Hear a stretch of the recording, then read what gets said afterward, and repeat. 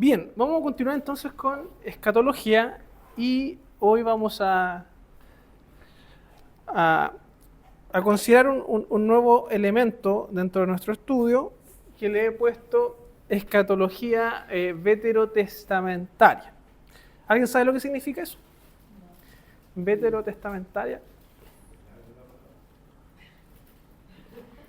Veterotestamentario. No es nada complejo en realidad. Significa Antiguo Testamento. Vetero es antiguo. Entonces, cuando hablamos de escatología veterotestamentaria, nos estamos refiriendo a la escatología del Antiguo Testamento. Y eso es algo interesante porque nosotros cuando hablamos de escatología, por lo general, a las personas se le viene a la mente como los últimos tiempos, visiones más futuristas, lo que va a ocurrir de aquí hacia adelante, cuando en realidad la misma Biblia tiene un concepto escatológico que va más allá de eso. Y por eso es importante considerar la escatología desde toda la Escritura, no solamente en la parte final del Nuevo Testamento, sino que de toda la Escritura. Entonces, ¿qué es lo que vamos a hacer? Vamos a considerar o estudiar cómo la Biblia usa estos conceptos escatológicos a lo largo de todo el relato bíblico.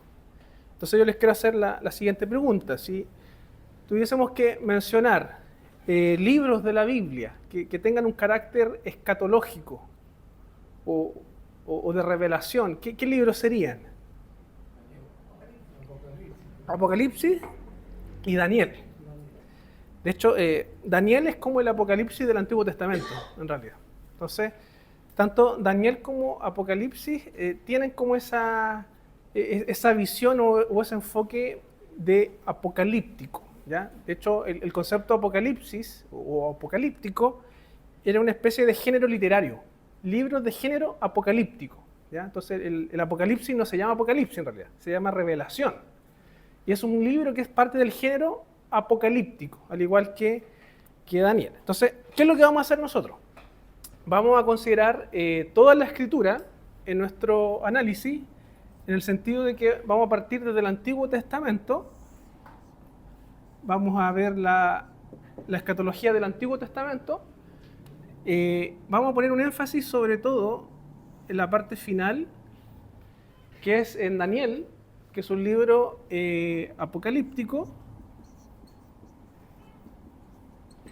y también en los profetas. Ya que los profetas del Antiguo Testamento también tienen mucha información en relación a lo que es la consumación de los tiempos. ¿Ya? Entonces vamos a hacer ese énfasis, considerar la Escritura como un todo, viendo qué dice el Antiguo Testamento en torno a la escatología, profundizar. De hecho vamos a tener una clase particular sobre Daniel, y hoy vamos a tratar de ver en lo posible los profetas, ¿ya? En su mayoría con el Antiguo Testamento, así que no vamos a ver Daniel hoy día. Luego del Antiguo Testamento, ¿qué viene? El Nuevo. Entonces, después tendríamos el Nuevo Testamento.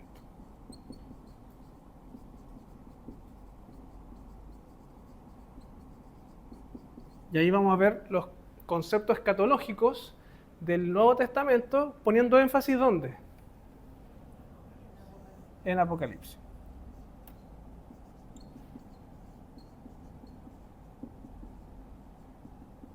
Apocalipsis. Entonces, vamos a estudiar Apocalipsis. Lo vamos a ver. Así que yo les animo a que, si quieren ya empezar a leerlo, puedan hacerlo. Vamos a estudiar Apocalipsis. ¿Y por qué lo dejamos como para el final? Porque la idea es que podamos comprender toda la escritura en su totalidad como idea, como historia, para luego leer Apocalipsis. ¿Cuál es el problema de hoy en día? Que gran parte de los que leen o interpretan Apocalipsis no conocen la historia bíblica. Entonces interpretan Apocalipsis como si fuese algo futuro en realidad. Empiezan a meter la política, las guerras, todos los sistemas que existen hoy en día, pero desconocen todo lo que hay para atrás. Y ese es el énfasis que tiene Juan al describir Apocalipsis. Ocupa muchos elementos que son propios del Antiguo Testamento incluso. Entonces, si ignoramos lo que decía el Antiguo Testamento, difícilmente vamos a poder entender bien el Apocalipsis, ¿ya? Pero yo aquí dejé un espacio.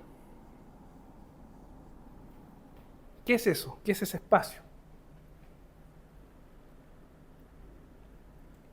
¿Qué será ese espacio?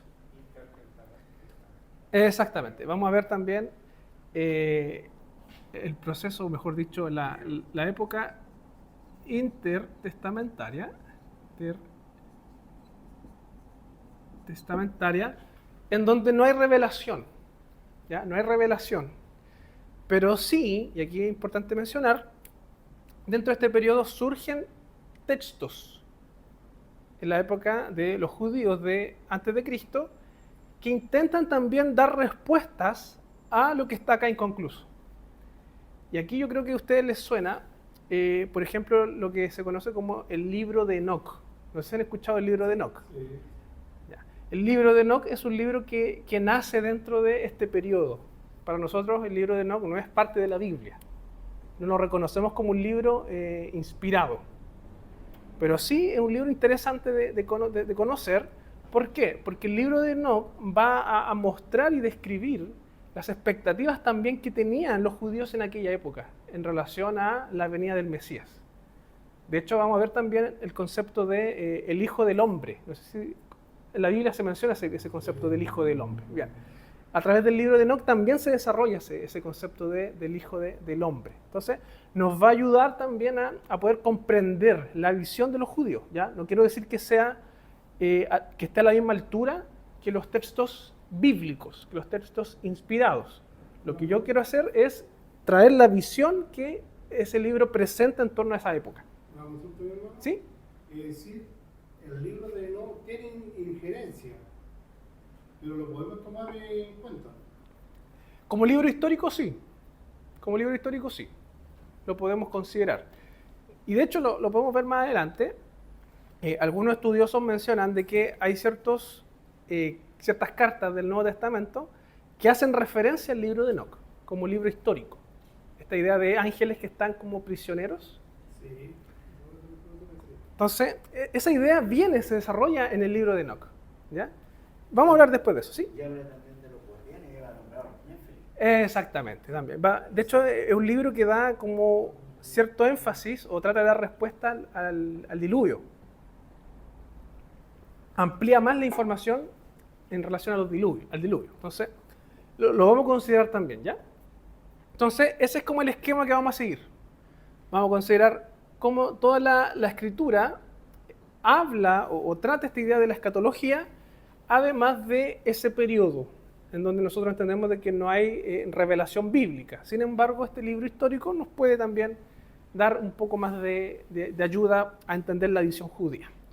Ahora bien, teniendo esto en mente, de que esta es como la cronología de la revelación, para poder estudiar y comprender la escatología en concepto general de la Biblia, lo que tenemos que hacer es preguntarnos si es que la Biblia es una historia, o qué historia nos cuenta la Biblia.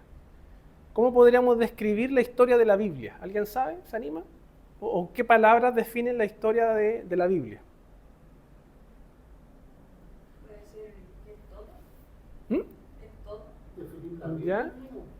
¿Definir la Biblia o el...? ¿Cómo describimos la historia que está en la Biblia? Y la historia del mundo, no sé. Como creación, General. creación, ¿Ya? caída y redención. Exactamente. Eso es lo que nosotros conocemos como la metanarrativa. Que tenemos la creación, la caída, redención y falta algo más. Y la consumación.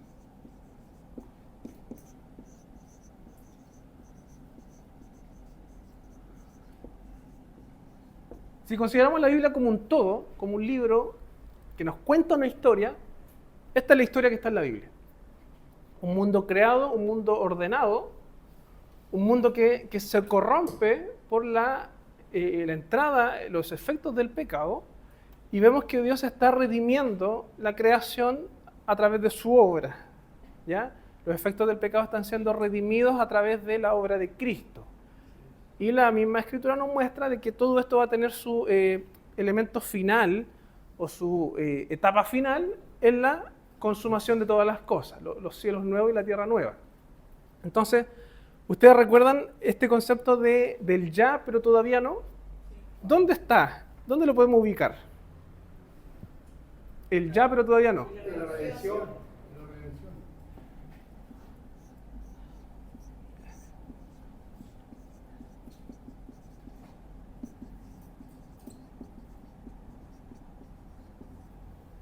Nosotros ya vemos los efectos de la redención, sin embargo, todavía no, porque falta la consumación. Entonces, ese todavía no nos está llevando y nos está haciendo esperar, anhelar ese cumplimiento, esa última parte de la historia. El ya, pero todavía no.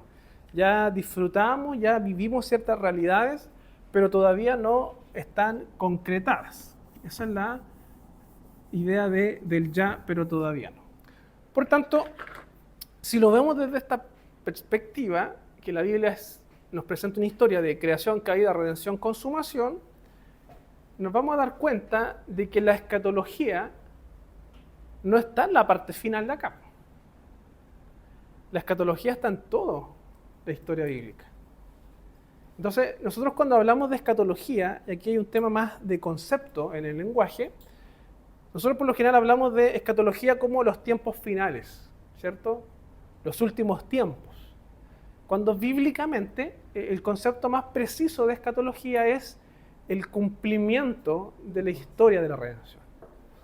Por lo tanto, desde la caída, si quisiéramos llamarlo, o desde la creación misma, ya hay una esperanza o hay una meta hacia la cual la historia está llevándonos. Y eso también es escatológico. Porque ahí nos queda la duda y la inquietud de cómo termina esta historia. Por lo tanto, insisto, la escatología no parte en Daniel, la escatología no parte en Apocalipsis, la escatología está en toda la historia. Toda la historia bíblica gira en torno a la escatología, a responder la pregunta de cómo Dios va a terminar esta historia. Esa es como la definición escatológica. ¿De qué manera Dios va a terminar la historia? Por lo tanto, si nosotros hacemos la cronología y estamos en Génesis o en Apocalipsis, donde sea que tú te pares, tú te tienes que hacer la pregunta: ¿en qué momento estoy yo de la historia y cómo esta historia va a terminar? ¿Cómo esta historia se va a completar según los propósitos de Dios? Insisto, la escatología no es solamente Apocalipsis. Desde el huerto del Edén nosotros ya podemos ver la escatología. ¿Cómo Dios va a resolver el problema de la caída? Ahí ya hay una esperanza escatológica, ¿ya? Teniendo eso entonces presente, vamos con el Antiguo Testamento, que es lo que nos vamos a enfocar el día de hoy, de cómo el Antiguo Testamento también nos presenta una visión escatológica, una idea escatológica. Pregunta: ¿alguien se anima a, de forma breve, resumir la historia de la Biblia? Toda la historia que está en la Biblia. ¿Alguien podría resumirla? ¿De qué trata la Biblia? Que Dios nos creó, ¿Ya? el pecado nos consumió, caímos. ¿Ya? ¿Estamos acá? ¿Ya? ¿Ya? Después Cristo, ahora es nuestro Señor Jesucristo, ¿Ya? y falta lo otro, en la consumación. Ya, pero yo aquí quiero detalles en lo que es la redención. ¿Qué nos dice la Biblia acerca de la redención? Viene como a solucionar el problema de cuando estuvo la caída. ¿Ya? Vemos como el estado original, por así decirlo. ¿Ya? Redime nuestra distancia con el Padre. Ya. ¿Y cómo Dios lo redime? Con el Señor Jesús. A través de Cristo. Pero antes de Cristo, ¿qué pasaba? Había que Se creer. anunciaba, ¿Ah? se anunciaba su venida, Se anunciaba. ¿Quién lo anunciaba? los profetas. El profeta. ¿Quién más? Abraham. Enoca. Cristo fue anunciado al momento de la caída, cuando le dijo que iba a pisar la serpiente. ¿Ya? Desde ahí ya Cristo se anunció. Ya, eso es Génesis 3.15. Veamos Génesis 3.15. Dice ahí, nos lleva al Edén, en el huerto del Edén. Génesis 3:15, tenemos un mundo creado, Adán y Eva pecan, ¿cierto? Y ahí en Génesis 3:15, ¿lo tienes, Daisy? Sí, lo tengo. Léelo, por favor. Y pondré enemistad entre ti y la mujer, y entre tus cimientos y la simiente suya. Esta te herirá en la cabeza y tú la herirás en el calcañar. Ya, ahí dice simiente. Ya, eso. ¿Qué es simiente? Base. ¿Mm? En la base donde va a nacer el hombre. Ya. Y bajo el contexto que estamos viendo acá, ¿qué podría significar simiente? Criatura, ¿no es cierto? ¿Qué es simiente? Es que uno siempre los cimientos como que lo asimila a los cimientos, al comienzo de algo. Ya. Pero acá es simiente, con S, ¿o no? Sí. ¿Qué es simiente? ¿Ya? Es descendencia. Habla como de un hijo, de alguien que procede. Entonces, ¿cómo podemos entender esto? De que el concepto de Cristo, porque mencionaba ahí ustedes Cristo, no está limitado a solamente el Nuevo Testamento, sino que es Antiguo Testamento más Nuevo Testamento. Ahí está todo lo que nosotros vemos de Cristo. Y en Génesis 3:15, que es el punto el primer elemento que leemos, vemos que hay una promesa. Existe una promesa. ¿Y qué dice esa promesa?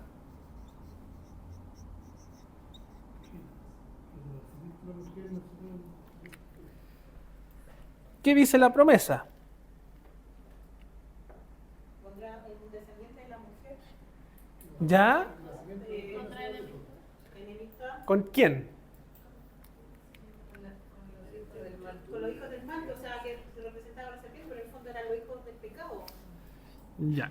Vemos que hay una promesa de victoria sobre el mal.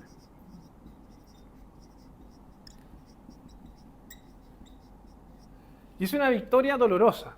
¿Por qué? Porque habla de una herida, ¿cierto? Habla de esta te herirá en la cabeza y tú le herirás en el calcañar.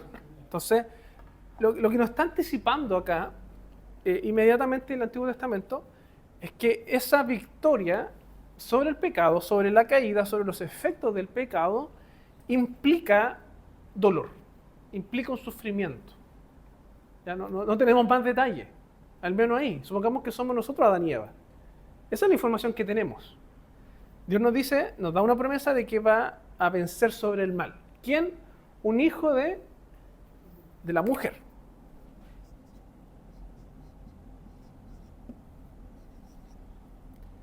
Vamos a colocar de Eva, pero en realidad un hijo de la humanidad.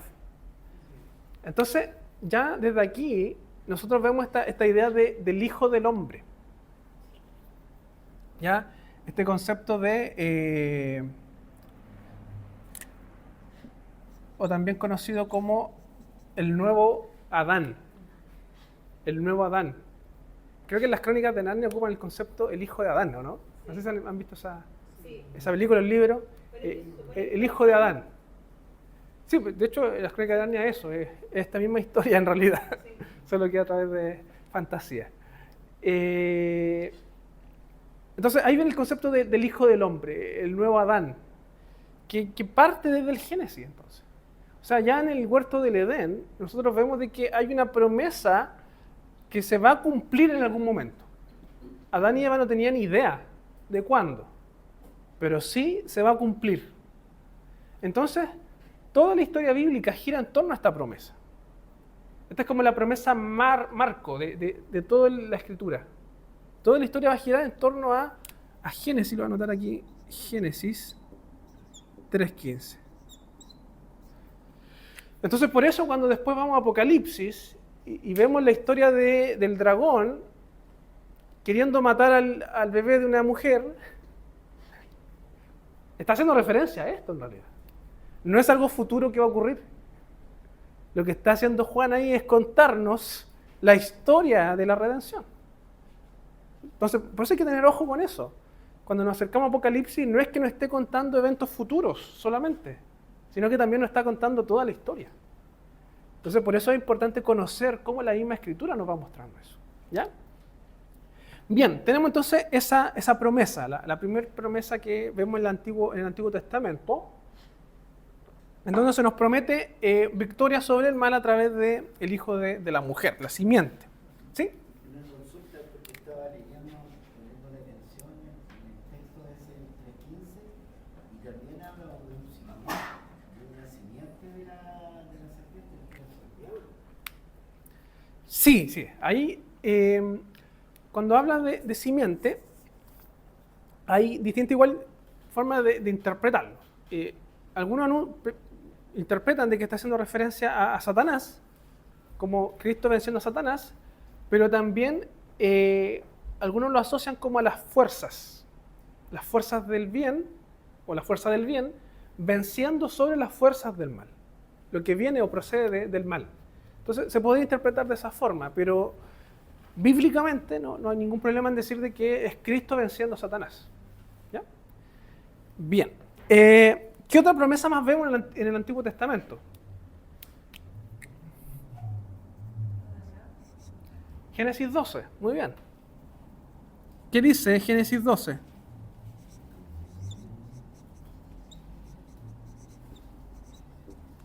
Génesis 12 son los primeros versículos, ¿no? Del 1 al 3. ¿Qué dice?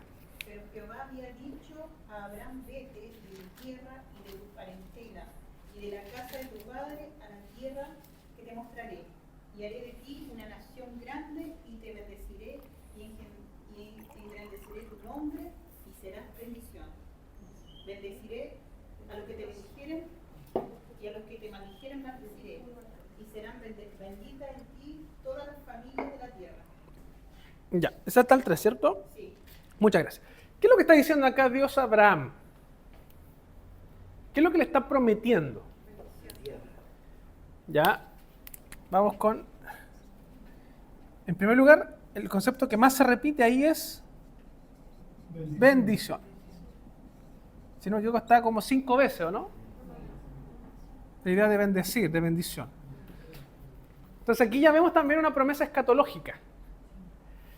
Pregunta, ¿esa bendición a quién va a alcanzar?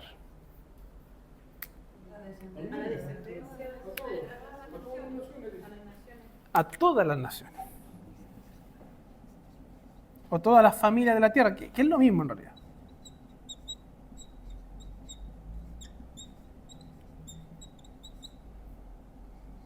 Entonces, ya en la Escritura, en Génesis, ya tenemos dos ideas importantes.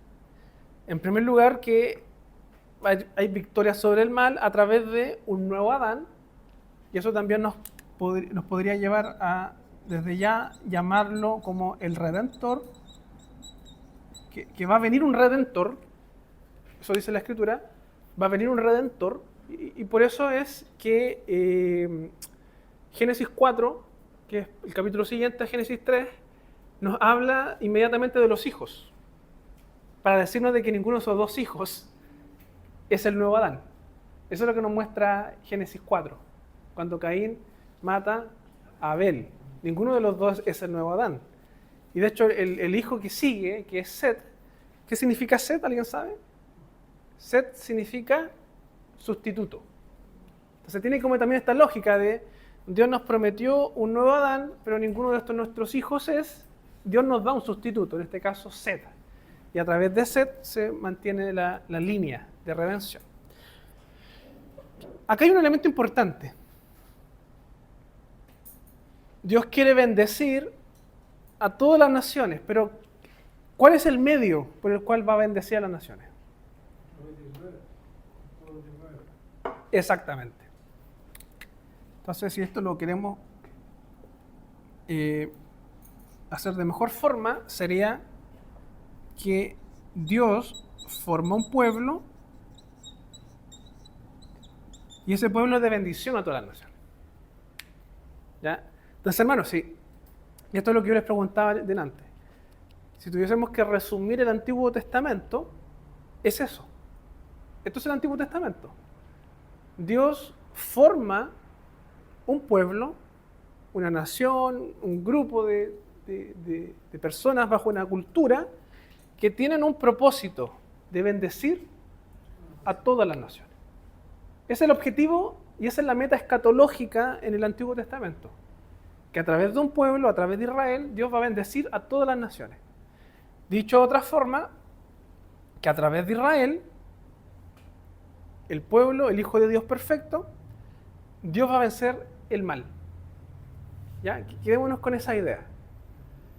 ¿Qué nos dice la Biblia? Pero antes de eso, nos queda una tercera promesa que es relevante también dentro de esto. Segundo de Samuel.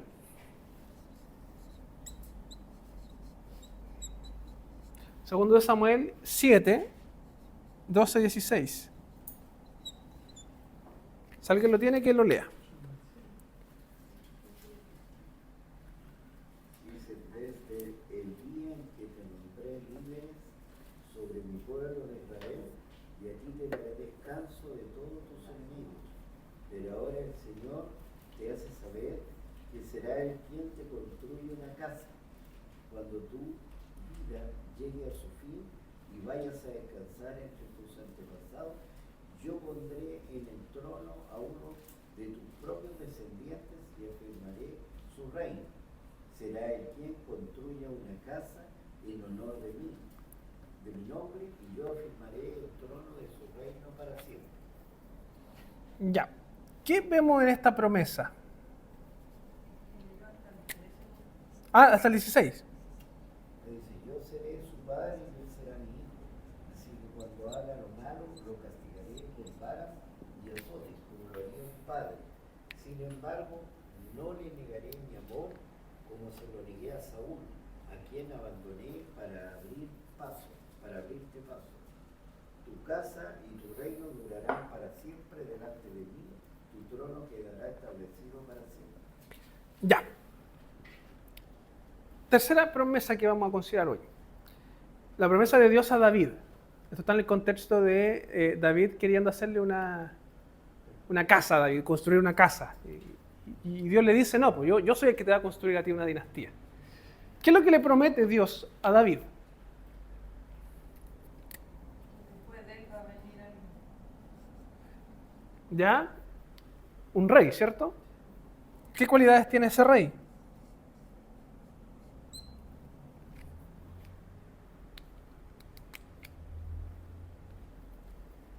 ¿Qué cualidades tiene el rey? ¿Mm? ¿Llamado Hijo de Dios, o no?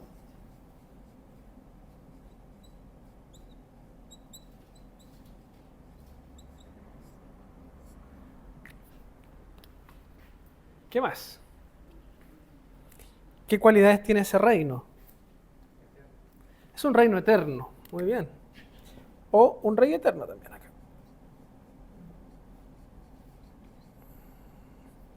Un rey eterno. ¿Algo más que añadir?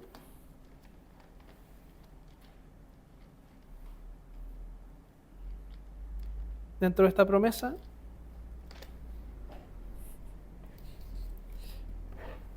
Dice, y cuando tus días sean cumplidos y duermas con tus padres, yo levantaré después de ti a uno de tu linaje, el cual procederá de tus entrañas, y afirmaré su reino. Estamos en el contexto del reino de Israel.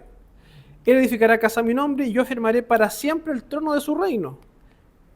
Y yo le seré a él padre, y él será a mí hijo. Y si hiciera el mal, yo lo castigaré con vara de hombres, y con azotes de hijos de hombres. Pero mi misericordia no se apartará de él como la aparté de Saúl, al cual quité de delante de ti.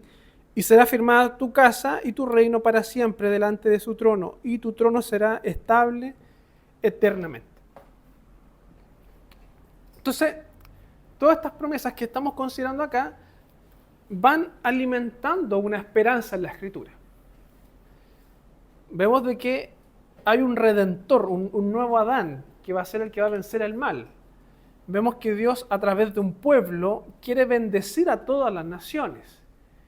Y a través de ese pueblo, cuando es un reino, Dios promete que en ese mismo pueblo va a haber un rey que va a ser distinto a todos los otros reyes mortales, que va a ser un rey eterno, un rey que va a ser hijo de Dios. Entonces fíjense que ya aquí nosotros vemos estos dos conceptos de, voy a borrar acá mejor, hijo de Eva, y le voy a colocar hijo del hombre. Concepto de hijo del hombre, hijo de Dios. ¿Ya? Fíjense esos dos conceptos que se van desarrollando en la Escritura. Y aplica a una misma persona. ¿Ya? Pero aquí viene el problema. ¿Qué pasa con el reino en Israel?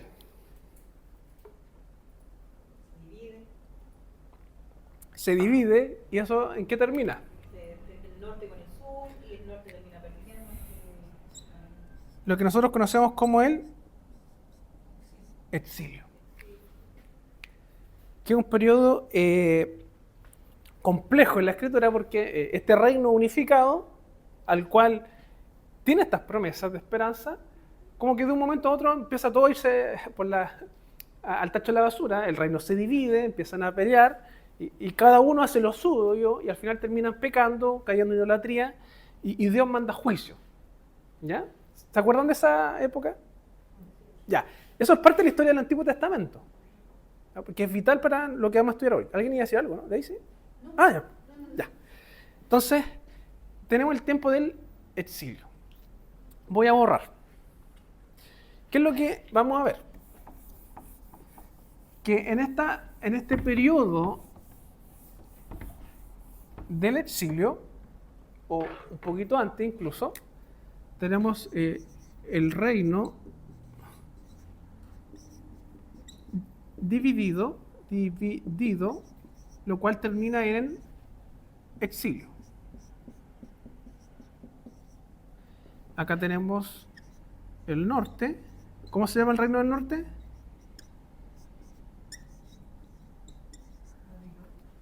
¿Cómo se llama el reino del norte?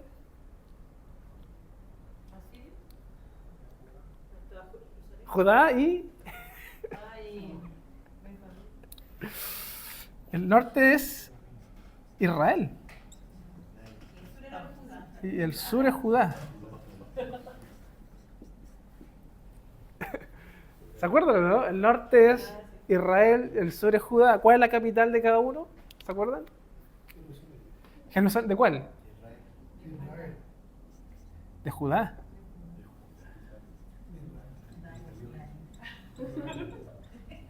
¿O no? ¿Cuál es la capital del norte? ¿El lugar de adoración del norte? Samaria. Ya, por eso. Ya.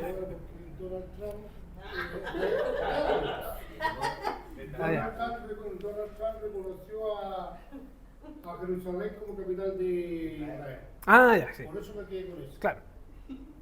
Sí, entiendo. Esa es la verdad. ¿Estamos de acuerdo, no, con esto? Dos reinos pecadores que terminan después en exilio. ¿Quién los lleva al exilio? ¿Se acuerdan? Asiria. ¿Y quién más? Y Babilonia.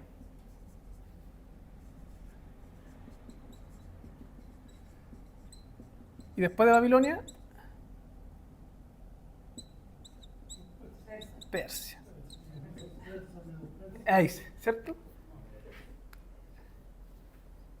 Entonces, en estricto rigor, el reino del norte desaparece. Estas 10 tribus, ¿se acuerdan? Desaparecen y son los del sur los que vuelven después a reconstruir Jerusalén. Y ellos vuelven de Persia a reconstruir. ¿Ya? A los que están leyendo Esdras, Nehemías, ahí está, ¿cierto? Los muros, el templo, la adoración. ¿Qué es lo que quiero decir con esto? El énfasis con esto.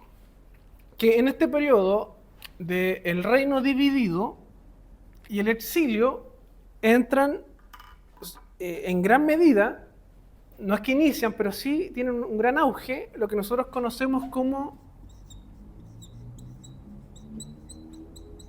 los profetas. ¿Qué profetas conocemos de la Biblia?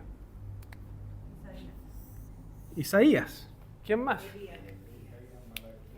Jeremías, Elías, Eliseo. ¿Y cuál es el rol de los profetas? Anunciar. Anunciar, hablar el mensaje de Dios, que era un mensaje que tenía, por lo general, más de un elemento. Confrontación de pecado, ustedes están fallando ante Dios por eso, de hecho esto se da mucho en el reino dividido,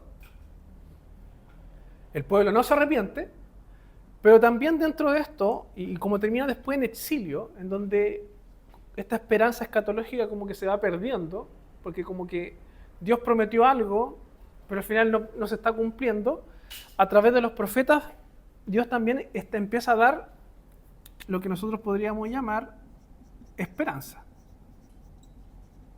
Esperanza. Y es por eso que también los profetas, si uno va a los profetas, vemos profecías futuras. ¿Ya? Se da en ese contexto, en que Dios está prometiendo de que a pesar del exilio, a pesar de la destrucción de la ciudad, del templo, de todo esto, Dios tiene un remanente, el cual va a volver. Entonces, ese propósito de Dios, de que un hijo de Eva, un hijo de la mujer, vendría a redimir el Hijo del Hombre, que ese pueblo que va a bendecir a todas las familias de la tierra, ese Rey eterno que va a venir a gobernar, todas esas promesas no están anuladas, sino que aún no se cumplen. Y eso es lo que Dios está diciendo acá. ¿Ya? Y ese es el rol de los profetas que nosotros vemos. Dentro de esto del exilio, vamos a considerar en el contexto de Babilonia al profeta Daniel, ¿ya? Que lo vamos a ver aparte.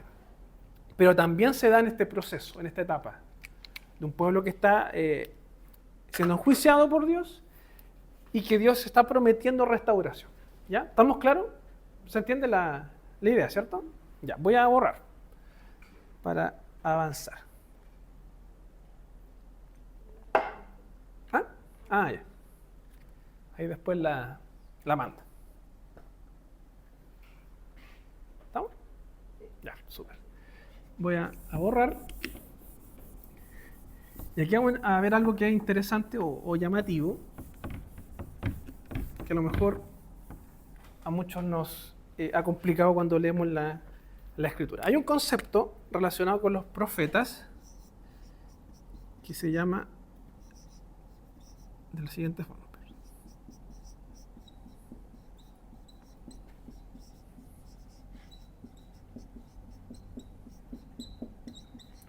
Ya. ¿Han escuchado este concepto? ¿Perspectiva profética? ¿No? ¿Qué se imaginan? Si es que tuviésemos que pensar así. Es que son diferentes puntos Sí. de vista, diferentes miradas. ¿Ya? Perspectiva profética. Yo traje aquí dos juguetes, que los saqué a los niños, que voy a intentar ejemplificarlo esto de perspectiva profética. Por ejemplo, voy a aprovechar que el hermano Igor está justo aquí de frente y le voy a pedir que me describa qué es lo que ve, mirándolo de frente. ¿Qué ve? Un árbol y un auto. Supongamos que el hermano Igor es un profeta, al cual se le está revelando información, y él ¿qué ve? Un árbol y un auto. Y eso es lo que él ve, y eso es lo que él escribe. Pero si ahora los giro, ¿están a la misma altura? ¿Qué está primero? El árbol y después el auto. Esa es la idea de la perspectiva profética, de que nosotros vemos y nos vamos a encontrar, aunque hay muchas promesas, muchas cosas, profecías que Dios da a los profetas, y es como que se le entrega toda la información de una. Y ellos lo anuncian, lo escriben. Sin embargo, a la hora de cumplirse esas promesas, vemos de que no todo se va cumpliendo al tiro, sino que es como por etapas. Y es el concepto de los profetas. ¿Ya? ¿Se acuerdan que en las primeras clases, creo que fue la primera o la segunda, cuando vimos acerca de la idea judía de los últimos tiempos de que ellos pensaban de que venía el Mesías y se acababa todo. Es por eso en realidad. Que ellos esperaban un único evento, como el fin de todo. Sin embargo, la misma escritura y la misma historia nos muestra de que el cumplimiento de las promesas de Dios, el plan de Dios, a veces es por etapas. Y de hecho la misma venida de Cristo es un ejemplo de eso. En donde Él viene, en su primera venida, inaugura los tiempos finales, si quisiéramos llamarlo. Sin embargo, la consumación aún no llega. ¿Se entiende esta idea de la perspectiva profética? ¿Sí? Pablo. Hay un término que se usa también que es cumbre montañosa. Sí. Explícalo, a ver. Pero que los profetas veían los eventos claramente, las cumbres las veían claramente, pero no se lograba identificar los tiempos en que existía ese valle. Después de la cumbre había un valle, después el otro evento que se veía claramente también, pero ese valle es el que no se lograba identificar cuánto es el tiempo que pasaba entre cada profecía. Exactamente. Muy bien. Tiene que ver con eso. ¿Ya? Y es como que uno mira un paisaje o la cordillera y uno ve puras montañas juntas, ¿cierto? Pero si uno va allá, camina y empieza a ver, no están quizás juntas incluso. Quizás hay una separación de metros, incluso kilómetros de distancia. Tiene que ver con esa idea. Entonces, en el Antiguo Testamento, y sobre todo en los profetas, vamos a ver promesas que se empiezan a cumplir, pero de forma parcial. Como por ejemplo, la venida del Mesías. ¿Qué otra promesa más se da en el Antiguo Testamento que ya se cumplió?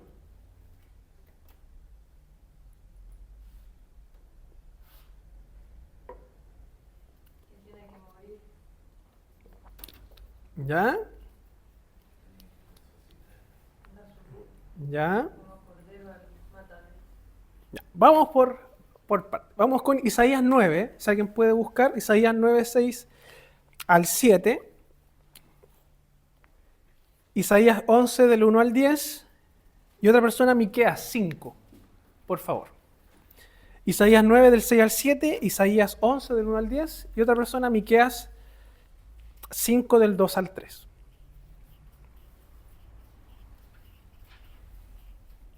Isaías 9 dice, porque nos ha nacido un niño, se nos ha concebido un hijo. La soberbia reposará sobre sus hombros y se le darán estos nombres: Consejero, admirable, Dios fuerte, Padre eterno, príncipe de paz. Se extenderán su soberanía y su paz y no tendrá fin. Gobernará sobre el trono de David y sobre su reino para establecerlo y someterlo con justicia y rectitud, desde ahora y para siempre. Esto lo llevará a cabo el celo del Señor de los ejércitos. Ya, muchas gracias. ¿Quién nos está presentando esa profecía? A través de Isaías. Si tuviésemos que sintetizar esa promesa, esa profecía a través de una palabra o concepto, ¿qué sería? Un rey. Un rey eterno, ¿cierto? Que va a gobernar con... ¿Cuál es la característica de su reinado? Justicia. Exacto. Es como sinónimo en realidad, ¿ya? Pero un rey que gobierna con justicia. Eso está prometido, ¿ya? Isaías 11 del 1 al 10, si alguien lo tiene. Y otra persona, Miqueas 5 del 2 al 4. ¿Leo, hermano? Ya, léalo. Isaías 11 del 1 al 10 me dijo. Sí. Saldrá una vara del trono de Isaí y un vástago retoñará de sus raíces. Y reposará sobre el espíritu de Jehová, espíritu de sabiduría y de inteligencia, espíritu de consejo y de poder, espíritu de conocimiento y de temor de Jehová. Le hará entender diligente en el temor de Jehová. No juzgará según la vista de sus ojos, ni arguirá por lo que oiga sus oídos, sino que juzgará con justicia a los pobres y hervirá con equidad por los mansos de la tierra, y herirá la tierra con la vara de su boca, con el espíritu de sus labios matará al impío. Y será la justicia cinto de sus lomos y la fidelidad de ceñidor de su cintura. Mostrará el lobo con el cordero, morará el lobo con el cordero, y el leopardo con el cabrito se acostará. El becerro y el león y la bestia doméstica andarán juntos, y un niño los pastoreará. La vaca y la osa pasarán sus crías, se echarán juntas, y el león como el buey comerá paja. El niño de pecho jugará sobre la cueva de aspí, y el recién destetado extenderá su mano sobre la caverna de la víbora. No harán mal ni dañarán en todo mi santo monte, porque la tierra será llena de conocimiento de Jehová, como las aguas cubren el mar. Acontecerá en aquel tiempo que la raíz de Isaí, la cual estará puesta por perdón de los pueblos, será buscada por la gente, y su habitación será gloriosa. Ya. Sí, muchas gracias. Es como la misma idea, ¿cierto? Un rey eterno con justicia, pero sí hay algo que me llamó la atención, que como que describe un reino de paz, en donde van a cohabitar y coexistir distintas criaturas, ¿cierto? Entonces, pone un énfasis también en lo que es la paz, y nos menciona que es un heredero de quién, de Isaí, ¿o no? Sí, Isaí. ¿Y quién es Isaí? El papá de David. Entonces, lo que está haciendo referencia ahí Isaías es que este es el verdadero hijo de David, el que va a traer la restauración y el que va a gobernar. Esa promesa que Dios hace, que vemos en 2 Samuel, se va a cumplir a través de esto. ¿Ya? Entonces, ¿qué es lo que quiero decirles, mostrarles? Que tenemos que estar en el periodo en el cual esto ocurre. Un Israel dividido, un Israel que está pecando, que está luchando con su pecado, que después termina en el exilio, en donde pareciera que todo se está acabando, y Dios está prometiendo esto. Y esta es la esperanza que empieza a formarse en Israel, o en los que retornan después. Que Dios prometió un rey eterno. Dios prometió que va a gobernar con justicia. Dios prometió que va a venir con paz. Y ese va a ser el heredero real de David. Por lo tanto, todo esto empieza a formarse en la mente de los judíos. Ellos empiezan a esperar esto, empiezan a desear esto. Ellos no saben cuándo va a ocurrir, pero sí saben de que Dios lo ha prometido y que va a llegar ese momento. Miqueas 5, del 2 al 4, ¿alguien lo tiene? Hermano Ismael. Pero tú, Belén, Efrata, pequeña para estar entre las familias de Judá, de ti me saldrá el que será Señor en Israel, y sus salidas son desde el principio, desde los días de la eternidad. Pero los dejará hasta el tiempo que dé a luz la que ha de dar a luz, y el resto de sus hermanos se volverá con los hijos de Israel. Y él estará y apacentará con poder de Jehová, con grandeza del nombre de Jehová su Dios, y morará seguro, porque ahora será engrandecido hasta los fines de la tierra. Ya. Nuevamente es la misma idea, pero ahora nos da como una esperanza de esperar a alguien que va a nacer. Alguien que viene, que tiene que nacer. O sea, hay un nacimiento que es esperado en la Escritura. ¿Ya? Quedémonos con esa idea. Hermano, y también aparece ¿Sí? que el término, ¿cómo se llama? Efrata significa fecundidad. Exactamente. Y esto nuevamente está conectado con ¿qué? Con Génesis 3:15. La simiente, el hijo, alguien que va a venir, que va a nacer. Isaías 2, del 2 al 4, otra persona, Isaías 49:6, y otra persona, Zacarías 8, 20 al 23. ¿Ya? Una persona entonces, primero, Isaías 2, del 2 al 4, otra persona, Isaías 49, y otra persona, Zacarías 8, 20. ¿Ya? ¿Quién tiene Isaías 2? Ya, dale acá, Amalia, del 2 al 4. Acontecerá en los postreros de los tiempos que será confirmado el monte de la casa de Jehová como cabeza de los montes, y será exaltado sobre los collados, y correrán a él todas las naciones, y vendrán muchos pueblos y dirán: venid y subamos al monte de Jehová, a la casa del Dios de Jacob, y nos enseñará caminos y caminaremos por sus sendas, porque de Sión saldrá la ley, y de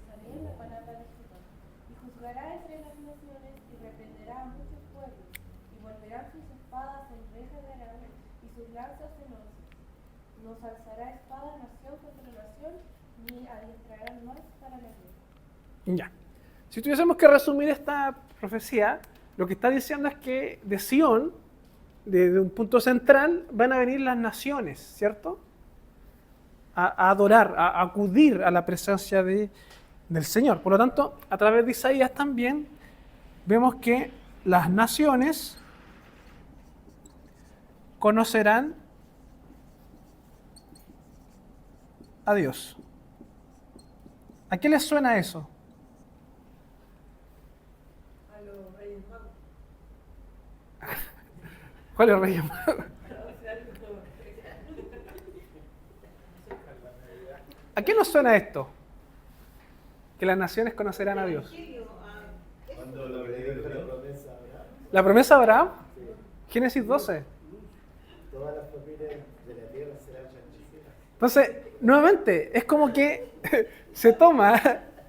No, pero... ya, voy a darte el punto, darte el punto, sí.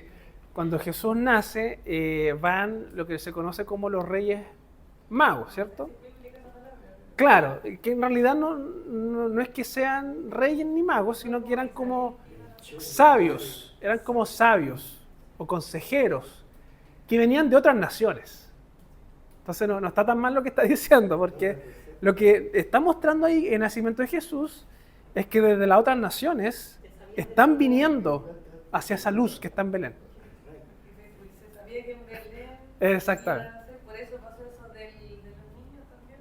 Entonces, y aquí está el tema, que esa idea de ellos yendo a ver el pesebre, a ver a Jesús, es el cumplimiento de esto también.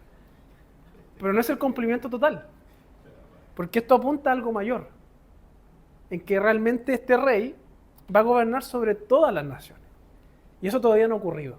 Y ahí está el tema de la perspectiva profética, que Dios está diciendo algo, pero ese cumplimiento viene de forma parcial, paulatina. ¿De qué otra forma esto se cumple?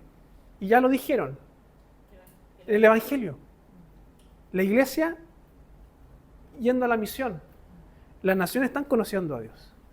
Entonces, ahí está esta idea de la perspectiva profética. Dios anuncia algo, pero el cumplimiento de ese algo es por etapas y cada vez a veces incluso es más grande. ¿Ya? Isaías 49:6 y otra persona Zacarías 8:20. Ya. Dice, así dice el Señor de los ejércitos, todavía vendrán pueblos y habitantes de muchas ciudades. Ya, pueblos y habitantes de muchas ciudades. Muy bien. Isaías 49:6. ¿Alguien que lo tenga? ¿Sí? Dice, poco es para mí que tú seas mi siervo para levantar las tribus de Jacob y para que restaures el remanente de Israel. También te di por luz de las naciones, para que seas mi salvación hasta lo postrero de la tierra. Ya, aquí fíjense, está hablando del siervo de Dios. ¿Qué tiene que ser? ¿Cuál es el objetivo? Luz a las naciones. Fíjense en ese detalle. ¿Cuál era el anterior? Isaías 49:6. Sí, pero el anterior que leyó el hermano. Isaías 2. Zacarías 8:20. Ah, perdón. Sí, Zacarías 8:20. exactamente. Zacarías 8:20 al 23. Sí. Entonces ya en los profetas vemos también esta idea de las naciones que van a conocer a Dios.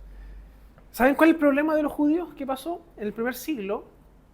Y no sé si pasa al día de hoy. Pero ellos empezaron a sentir como ellos los especiales, los privilegiados. Entonces empezaron como a desconocer estas promesas. Ellos querían esto, querían un rey, pero un rey que viniera a gobernar a ellos exclusivamente y que ellos pudiesen librarse del imperio. Pero estaban olvidando también otras partes de las promesas, que era de que ese mismo rey va a hacer que todas las naciones vengan al conocimiento de Dios. Y aquí viene este tema que nosotros lo podemos ver quizás más adelante, este cierto nacionalismo que se da en Israel, en donde ellos empiezan a mirar como de forma, no sé si despectiva es la palabra, pero sí mal a los gentiles. Y por eso a ellos después les incomoda que los mismos gentiles empiezan a escuchar el Evangelio y entren a la iglesia. O sea, entren al pueblo de Dios. De hecho, Pedro le cuestionó muchas veces a Jesús. Entonces, de ahí también viene esa pugna, ¿ya? Esto obviamente se da en un contexto intertestamentario, que lo hablábamos delante, que en ese periodo empieza como una especie de revolución política, de que Dios prometió un reino, Dios prometió una restauración, pero no ha llegado. Por lo tanto, esa restauración de Israel tiene que llegar a través de la fuerza, del armamento.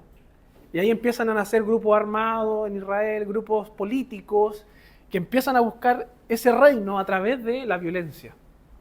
Y por eso Israel empieza a tener un concepto nacionalista, de mirar con odio o con cierto recelo al imperio, a los gentiles, el enemigo.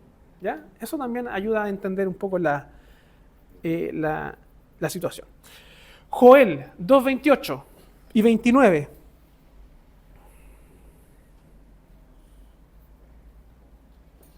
Y otra persona, Ezequiel 36. Joel 2, 28 a 29.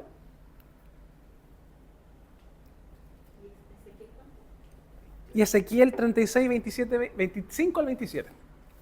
Joel 2, 28, 29. Dice, después de esto derramaré mi espíritu sobre todo ser humano, y los hijos y las hijas de ustedes profetizarán, tendrán sueños los ancianos, los jóvenes recibirán visiones. En esos días derramaré mi espíritu aún sobre los siervos y las siervas. ¿Ya? ¿Hasta el 29? ¿Sí? Ya. ¿Qué está prometiendo ahí?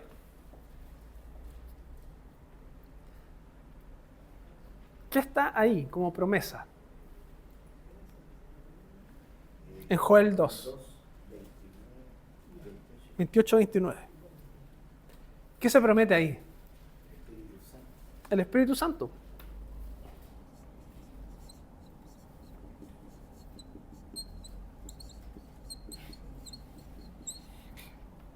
Es por eso que cuando ocurre en Pentecostés, eso está en Hechos 2, lo que hacen los apóstoles es interpretar esta profecía, esta promesa, de que el Espíritu de Dios iba a estar sobre toda carne. ¿Ya? Entonces, nuevamente aquí hay una promesa. Ezequiel 36, 27, 25 al 27. Ya. ¿De 25 a 27? Sí, Ezequiel 36.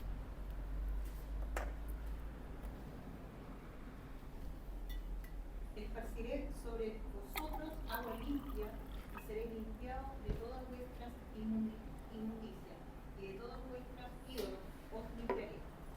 Os daré corazón nuevo y pondré espíritu nuevo dentro de vosotros y quitaré de vuestra carne el corazón de piedra y os daré un corazón de carne y pondré dentro de vosotros mi espíritu y haré que andéis en mis estatutos y guardéis mis preceptos y los pongáis por obra.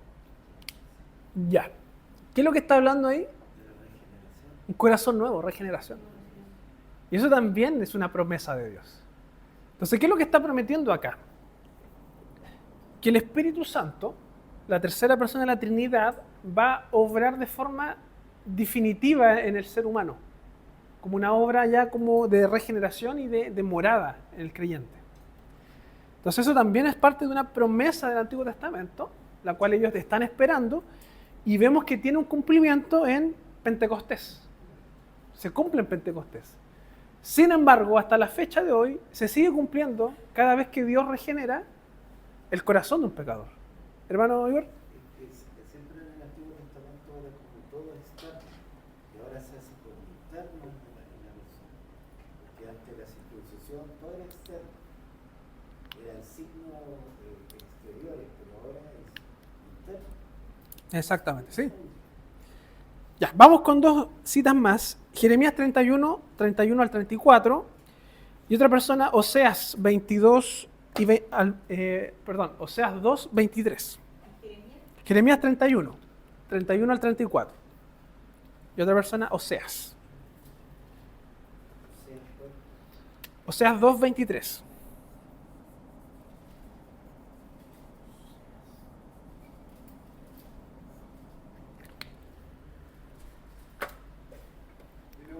Ya, vamos.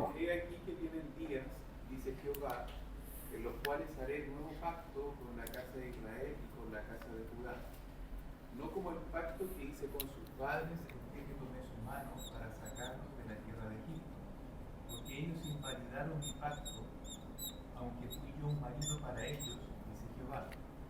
Pero este es el pacto que haré con la casa de Israel después de aquellos días, dice Jehová. Daré mi ley en su mente y la escribiré en su corazón. Y yo seré a ellos por Dios y ellos me serán por pueblo. Y no enseñará más ninguno a su prójimo, ni ninguno a su hermano, diciendo, conoce a Jehová, porque todos me conocerán desde el más pequeño de ellos hasta el más grande, dice Jehová, porque perdonaré la maldad de ellos y no me acordaré más de su pecado. Ya, muchas gracias. Vimos este concepto del nuevo pacto, que si lo vemos en el contexto en el cual se da, apunta a una restauración del pueblo. A una restauración del pueblo. Oseas 2:23, ¿si alguien lo tiene? Oseas 2:23. Yo la sembraré para mí en la tierra, mostraré mi amor a los Ruhama y a lo a mí lo llamaré a mí, y él me dirá, tú eres mi Dios. Ya, ¿esa qué versión es? NBI. ¿Alguien tiene la Reina Valera para...? Ya, Oseas 2:23. Sí. A ver. Y la sembraré para mí en la tierra y tendré misericordia de la reuma y diré, ay, me cuesta leer. Lo a mí, tú eres pueblo mío y él dirá Dios mío. Ya, aquí lo que está mostrando es que en esta idea de restauración del pueblo, Dios va a incorporar a aquellos que no eran parte de su pueblo. Y ahí está esta idea de que ellos me van a llamar, o yo seré su Dios, y ellos serán míos, mi pueblo. Entonces, esta restauración, este nuevo pacto, incluye también a las naciones. Y eso es lo que nosotros vemos acá en Oseas 2:23, que aquellos que no eran parte del pueblo de Dios, ahora son parte del pueblo de Dios. ¿Ya? Joel 3:12, y alguien busque Sofonías 1. Joel 3:12.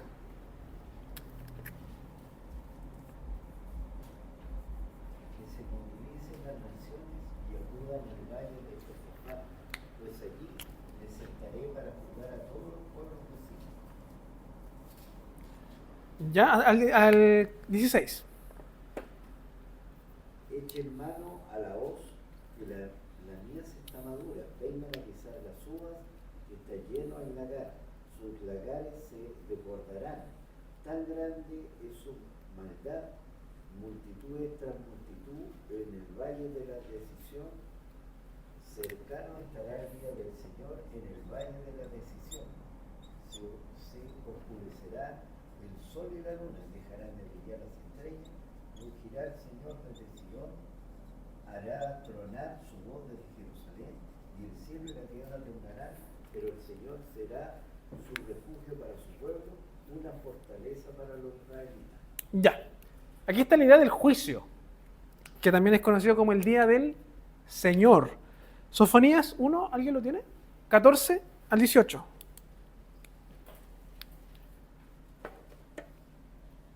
Cercano está el día grande de Jehová, cercano y muy próximo. Es amarga la voz del día de Jehová, gritará allí el valiente. Día de ira aquel día de angustia y de aprieto, día de alboroto y de asolamiento, día de tiniebla y de oscuridad, día de nublado y de entenebrecimiento, día de trompeta y de algazará sobre las ciudades fortificadas y sobre las altas torres, y atribularé a los hombres y andarán como ciegos porque pecaron contra Jehová, y la sangre de ellos será derramada como polvo y su carne como estiércol. Ni su plata ni su oro podrá librarlos en el día de la ira de Jehová, pues toda la tierra será consumida con el fuego de su celo, porque ciertamente destrucción apresurada hará de todos los habitantes de la tierra. Ya. Aquí está hablando del día de Jehová, que también veíamos en Joel el día del Señor. ¿Se acuerdan que lo vimos en clase anterior? ¿A qué hacía referencia eso? ¿A qué evento es? ¿El día del Señor o el día de Jehová? El juicio. Entonces fíjense, acabamos de leer Joel 2, que hablaba del Espíritu Santo, y después Joel 3, que habla del día del Señor, en un mismo texto, en una misma profecía. Sin embargo, el cumplimiento de esos dos eventos están separados por hartos años. El Espíritu Santo en Pentecostés, pero el día de Jehová, el día del Señor, todavía no se ha cumplido. Pero sí está todo en una misma profecía. Y para cerrar, Isaías 65, 17, por favor. Y otra persona, Isaías 11, del 6 al 9. Isaías 65, 17 y otra persona, Isaías 11. Y con esto cerramos.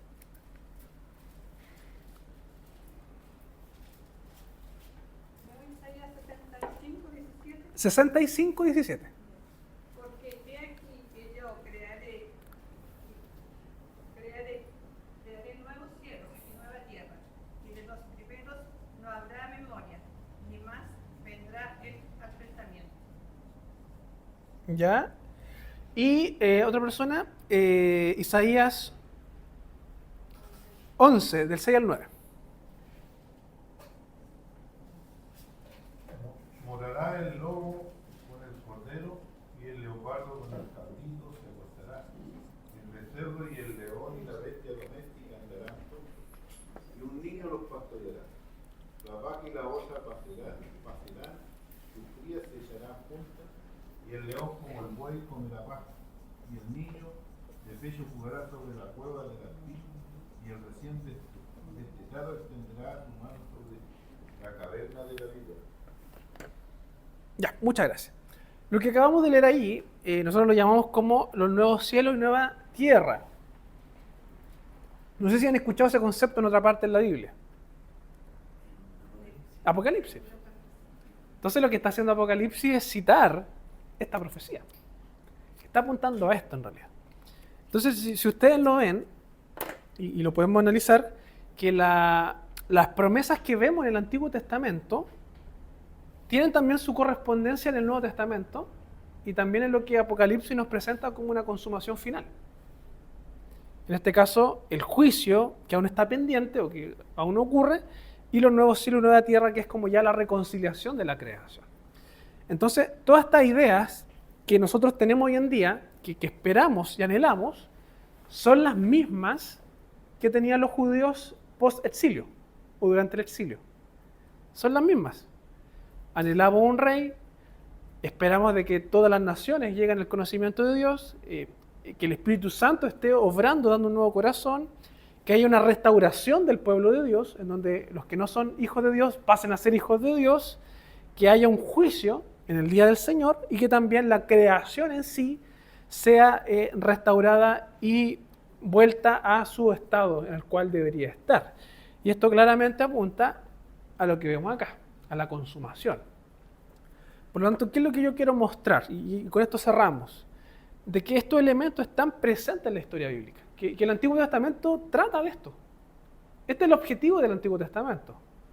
De redimir los efectos de la caída en la creación.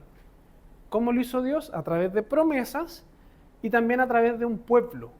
En este caso, Israel era el llamado a ser el que bendijera a las naciones. Sin embargo, Israel falla en ese propósito. Israel peca en idolatría, se divide el reino y en ese reino dividido Dios manda estas promesas.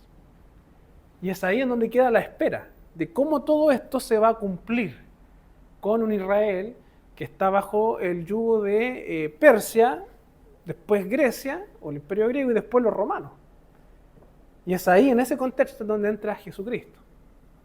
Entonces todo esto también nos da un lente hermenéutico para poder entender el Nuevo Testamento y nos va a ayudar también después a entender Apocalipsis. Porque lo que hace Apocalipsis es reafirmar esto mismo. No es que venga a contarnos cosas nuevas. Apocalipsis viene a mostrarnos esto en la historia. Y esa es la idea. ¿Ya? Bien, preguntas, consultas, antes de cerrar.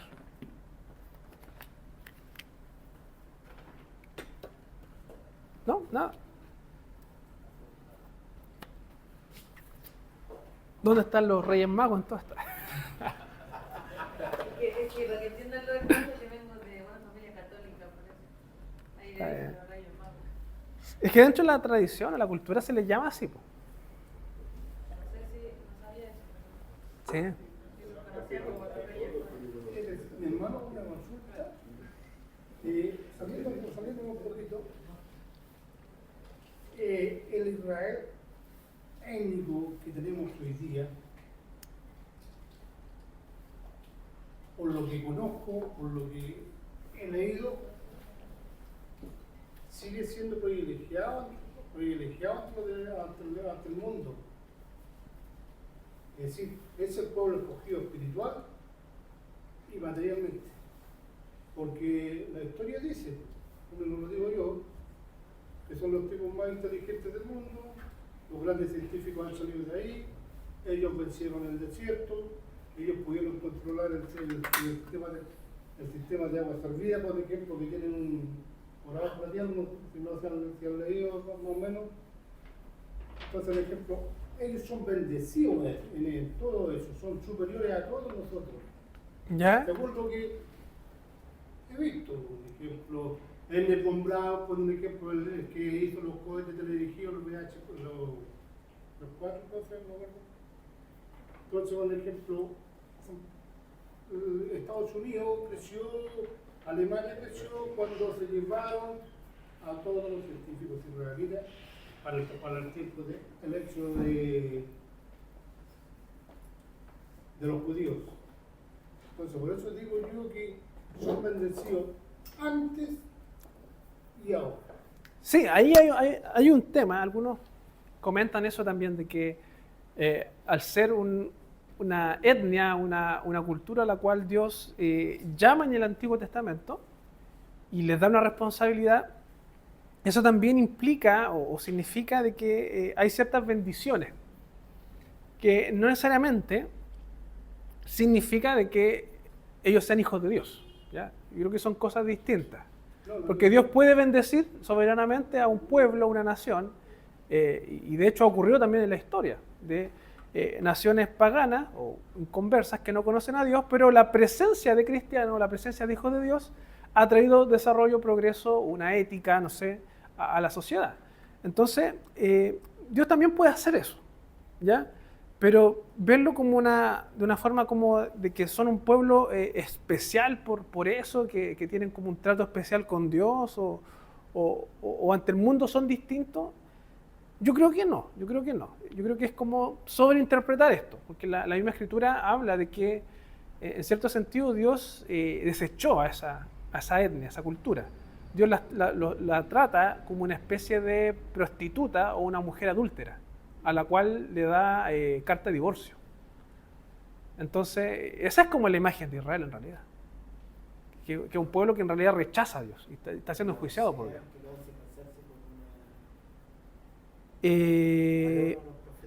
Amós, ¿o no? Oseas. Para ejemplificar el... Sí, no, Amós era el pastor, sí. Ejemplifica una mujer adúltera. Exacto. Siempre pueblo adúltero. Sí. Bien, hermanos, estamos en la hora ya, nos pasamos, así que próxima clase, entonces, ¿qué nos toca? Para que lo tengamos presente. Yo les mandé ahí la calendarización de las clases. Nos tocaría el libro de Daniel, así que si pueden leerlo, léanlo antes y creo que no son tantos capítulos, así que... ¿Cuándo vamos a ver, mi hermano, la definición de Yavid, Amineraim, Sí. o Amineraim, para ver en qué se coinciden unos y otros, para ver dónde estamos ubicados Sí, nosotros? vamos a verlo cuando entremos a Apocalipsis. Entonces yo les voy a dar todas estas semanas para que lo digieran, para que lo vean, lo entiendan. Y cuando lleguemos a Apocalipsis 20 de nuevo, vamos a ver el tema del milenio y vamos a aclarar ya esos puntos. Pero antes de eso, insisto, es importante tener todo esto claro antes, todo el Antiguo Testamento claro, porque eso nos ayuda a interpretar el Apocalipsis. ¿Ya? Oremos. Te damos gracias, Señor, por esta clase, por este momento que nos das para poder compartir, poder estudiar tu palabra, y te pedimos, Señor, tu bendición, tu dirección, que podamos, Señor, seguir aprendiendo más de tu palabra, poder glorificarte, conocerte, Señor, y anhelar tu venida. Te damos gracias, Señor, por esta esperanza que vemos en la Escritura, de que tú has revelado, Señor, tu propósito, tu plan de poder redimir y restaurar todas las cosas, Señor. te pedimos tu guía y tu dirección. En los méritos de Cristo oramos. Amén.